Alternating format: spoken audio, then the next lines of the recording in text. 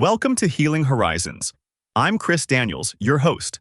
Today, we're exploring Ibogaine for veterans with alcohol addiction and why Mexico is becoming ground zero for healing. Quick note before we begin. This show is educational, not medical advice. Ibogaine is not FDA approved, and it carries real risks.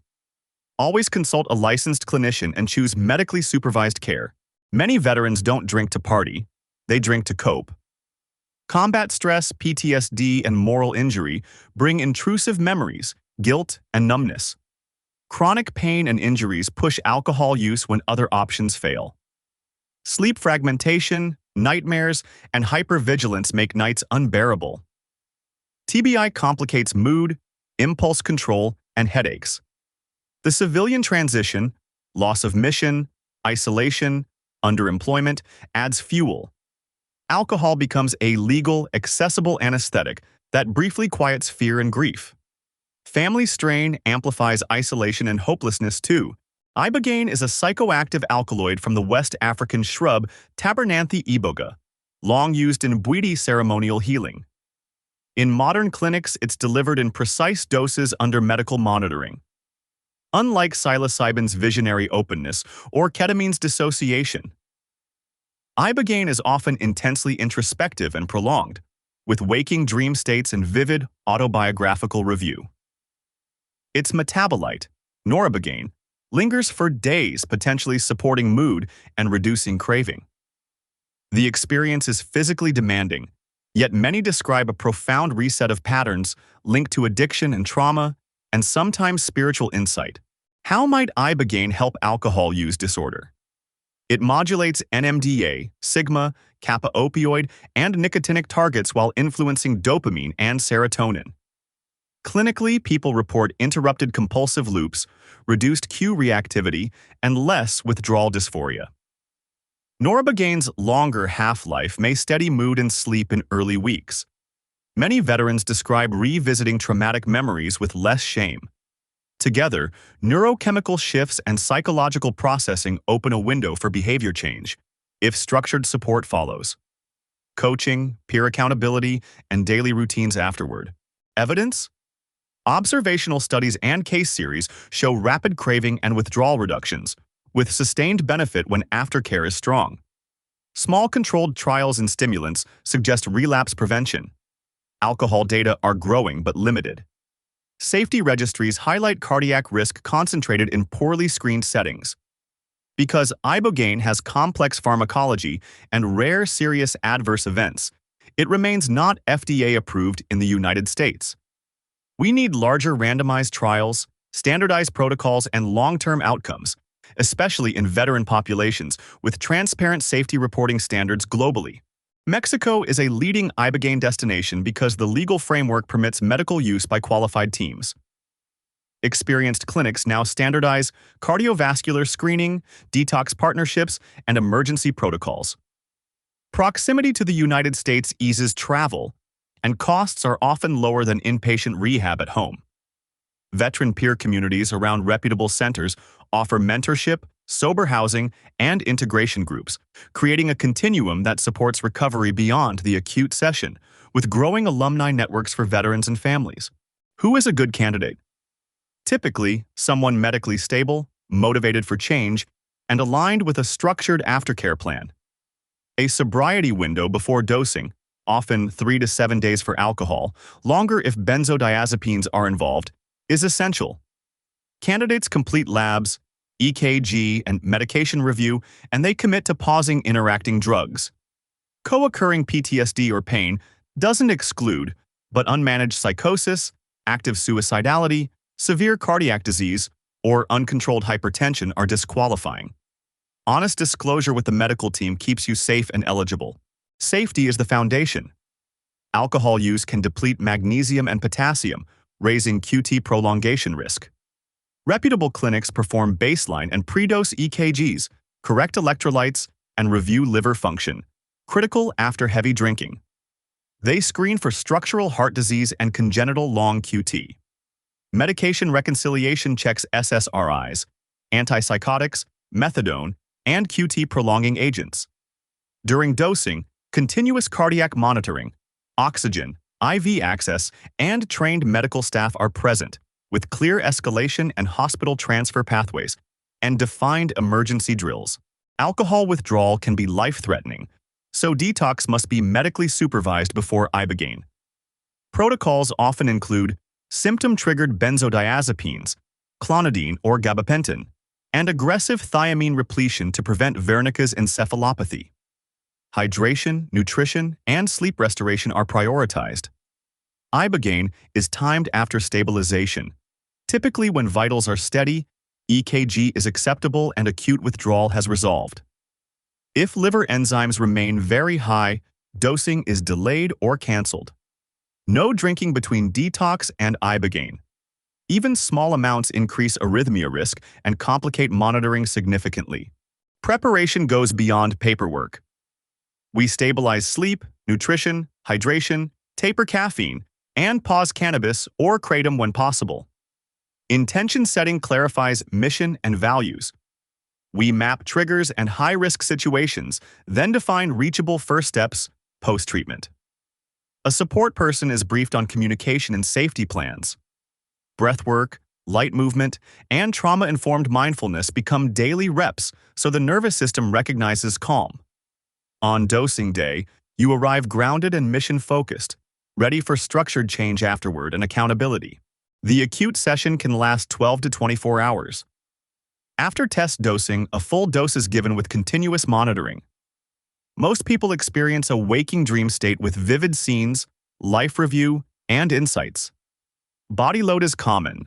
Nausea, ataxia, sensitivity to sound and light, and need for stillness. Nurses track vitals, hydration, and electrolytes, and support bathroom transfers. Physicians adjust pacing, administer antiemetics, and pause if concerning EKG changes arise. The goal is transformation within a medically contained, responsive environment with clear safety boundaries. After the peak, you'll likely be fatigued and reflective. We prioritize quiet, low-stimulation rest, ongoing EKG checks, and small, nutrient-dense meals. Gentle walks with staff support reduce stiffness and reorient balance. Sleep can be irregular for a few nights. Melatonin, magnesium, and sleep hygiene help. Before discharge, we review medications, schedule integration sessions, and confirm support person logistics. No driving major decisions or flights immediately. Your brain and heart need calm. Most clinics recommend staying locally for several days afterward. Integration turns insight into habit. Trauma-focused therapies, EMDR, CPT, somatic work, help metabolize memories. Peer support matters. Veteran-led groups, smart recovery, and 12-step provide accountability. We add coaching, sleep training, and a movement plan tailored to injuries. Moral injury groups explore forgiveness and service beyond uniform. Family sessions reset boundaries and rebuild trust.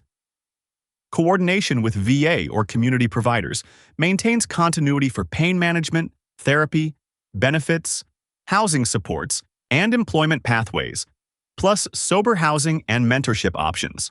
Let's be candid about risks. Common effects include nausea, vomiting, ataxia, tremor, tinnitus, and difficulty sleeping for several days. Psychological intensity can be challenging. Skilled support helps regulate overwhelm. Rare but serious events include cardiac arrhythmias and, in unsafe settings, fatalities, usually linked to inadequate screening, hidden substances, or risky drug interactions. This is why you want an experienced, medically led clinic with telemetry, oxygen, defibrillator, and rapid hospital transfer protocols. Transparent reporting of adverse events and outcomes is a mark of maturity and community accountability. How do you vet a Mexican clinic? Confirm a licensed physician is on-site during dosing, not on call. Ask about pre-admission labs, dual EKGs, electrolyte management, and medication tapers. Verify bedside monitoring, crash cart, oxygen, and written hospital transfer agreements. Request their dosing guidelines, especially around test doses and maximum totals. Ask how they handle alcohol detox and thiamine. Demand a documented integration plan and referrals. Finally, look for transparent outcomes tracking, patient follow-ups, and willingness to share de-identified safety data. Legally, Ibogaine is not scheduled in Mexico when used medically, but standards vary by state. Ethically, informed consent is non-negotiable. Clear discussion of benefits, risks, alternatives, costs, and what happens if you withdraw consent mid-course. No clinic should promise cures. Privacy must be protected under clinic policies, and records should be transferable to your home providers when you authorize release. Expect realistic timelines. Ibogaine is a catalyst, not a standalone cure. Recovery requires work, community, structure, and ongoing care supports. Costs vary, but reputable Mexican programs typically range from several thousand to low five figures, depending on medical complexity and length of stay. Plan travel with buffer days.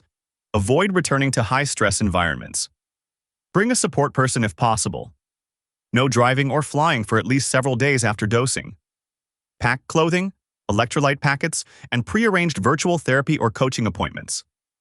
Clarify refund policies, what's included, and emergency coverage. Ensure passport validity and share your itinerary with your support network. How does Ibogaine relate to other options? Ketamine offers rapid mood relief. Psilocybin can enhance cognitive flexibility and meaning-making. Naltrexone or acamprosate reduce alcohol reinforcement. Disulfiram deters use. Ibogaine can catalyze deep pattern interruption, but works best inside a blended plan. Many veterans pair Ibogaine with ketamine maintenance, trauma therapy, medication-assisted treatment, and sleep rehab.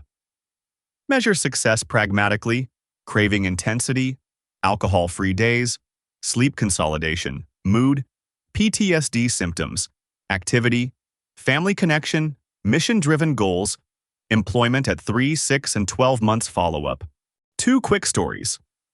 J, a Marine with TBI and blackout drinking, completed supervised detox, then Ibogaine. He described confronting a replay of a convoy blast, feeling guilt release, and waking to zero craving. He joined a veteran gym, EMDR, and peer mentorship. At 6 months, he reported sleep and employment. A, an Army medic, used alcohol to mute moral injury. Ibogaine catalyzed forgiveness work. Smart meetings and volunteering kept momentum. They credit structure and community. Ibogaine isn't a silver bullet. It's intense. It's not for everyone, and it requires medical screening and psychological support. But if you're a veteran battling alcohol addiction, and traditional systems have let you down, you deserve to know this option exists. You are not broken. You are not alone. And healing is closer than you think. Thanks for tuning in to Healing Horizons. If this episode resonated with you, please share it with someone who may need it. And don't forget to subscribe. We've got more veteran-focused healing episodes on the way. Until next time, stay grounded, stay hopeful, and never stop seeking your breakthrough.